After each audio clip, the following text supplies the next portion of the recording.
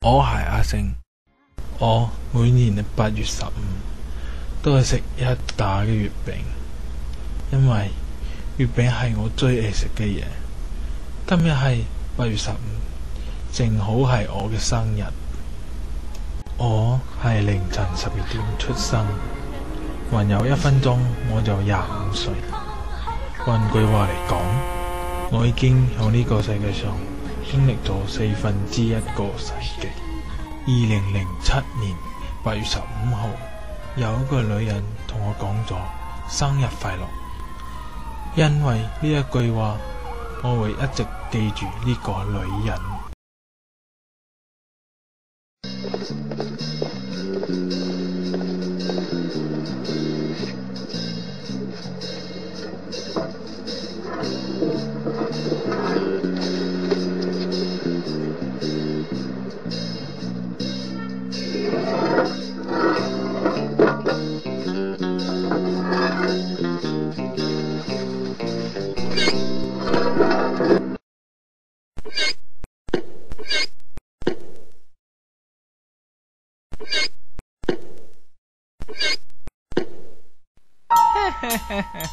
我呢一身打扮應該好似小偷吧？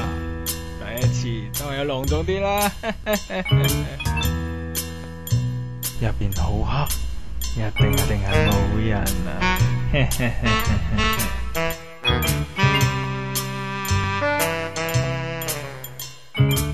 咦，唔係啩？嗰度佢屋企？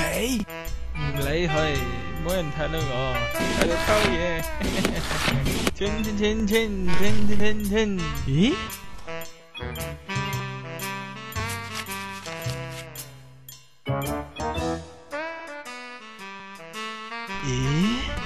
呢個係屌你老母啊！邊個知呢個係警報器啊？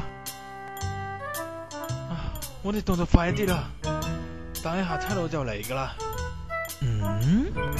呢個係咩味啊？講得咁熟，連放個屁都冇嘟一聲。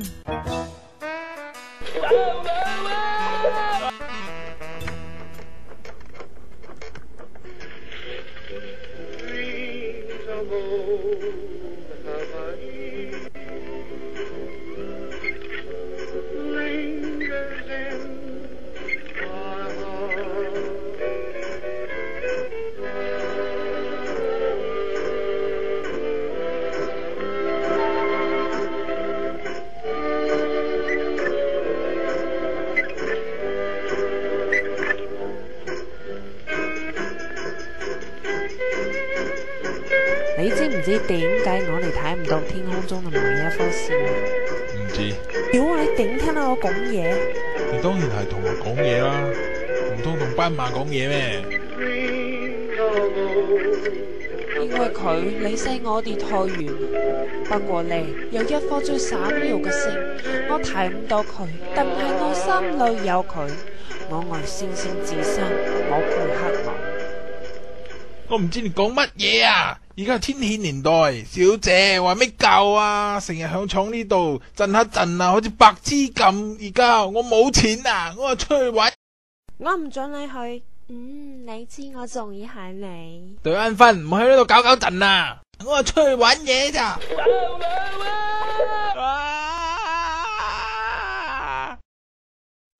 我死而無憾，我快樂，從來都冇有咁嘅感覺。呢度正係我想嚟嘅地方。有一日，我的意中人會躺在邊上同我一齊睇星。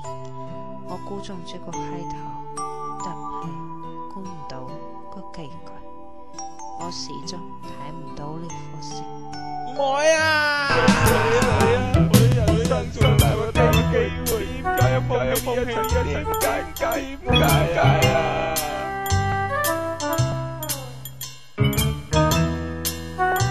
如果記憶都係一塊月餅嘅話，我希望呢一塊月餅唔會過期。